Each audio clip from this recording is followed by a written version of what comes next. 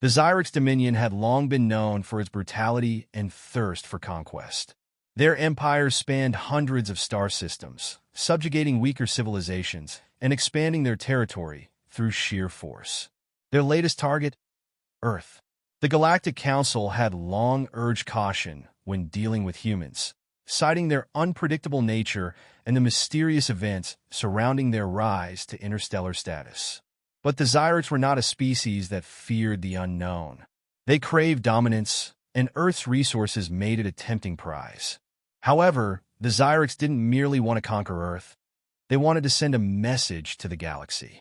And so, a Zyrix ambassador, towering and armored in ornate war gear, was sent to the human capital with a simple ultimatum: surrender or face annihilation. But the humans didn't cower. They listened, expressionless, as the ambassador demanded tribute and subservience to the Zyrix King, Korvax the Relentless. The mistake of a lifetime. When the human leaders finally spoke, it was not to offer peace, nor to plead for mercy. Instead, President Elena Mason leaned forward in her seat and said calmly, "We do not fear war. But your king will." The Zyrix ambassador sneered, assuming it was just another empty human threat. He returned to his ship and transmitted the message back to his people. War would be. The Zyrix fleet, numbering in the thousands, began its journey toward Earth, ready to claim another world and break humanity's will. But they had gravely underestimated the humans. The war for Earth. The Zyrix war machine descended upon Earth with fury, its fleets darkening the skies. From the ground, the sight was terrifying. A sea of alien ships poised to rain destruction. Humanity had never faced an enemy like the Zyrix, but the humans were no strangers to war. They had been preparing ever since they first ventured into space, learning from every conflict, every mistake, every victory. When the Zyrix unleashed their initial assault, Earth's defenses held. And then the humans struck back.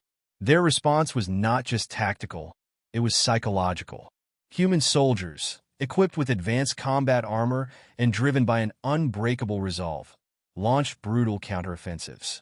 They targeted Zyrix leaders, crippling their command structure, and used guerrilla tactics that the Zyrix, used to open field battles, couldn't counter. Weeks into the invasion, the Zyrix found themselves in a war they didn't understand. One fought not just with weapons, but with fear, chaos, and precision.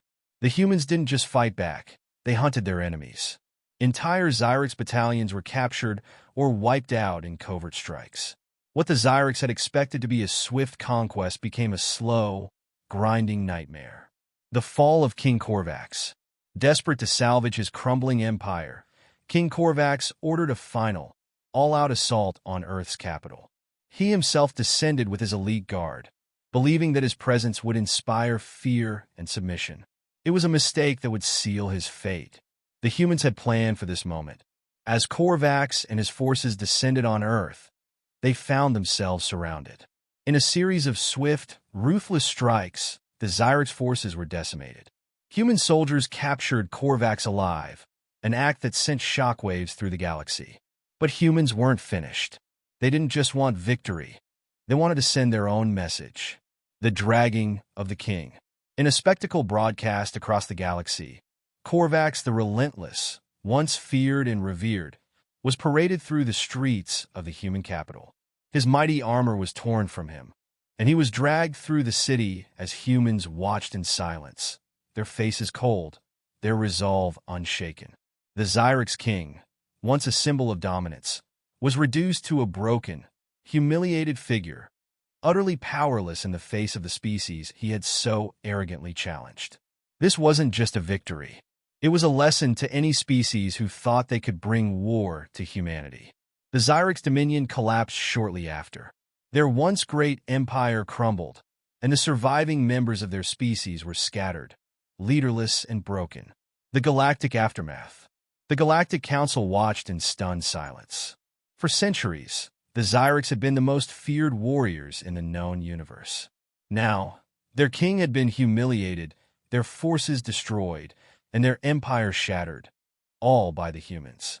For the first time in galactic history, the Council officially recognized humanity as a dominant power. The humans didn't just defend their home. They had reshaped the balance of power in the galaxy. Species that had once mocked or ignored Earth now looked to them with awe and fear. The message was clear. Do not bring war to humans unless you're prepared to face the consequences.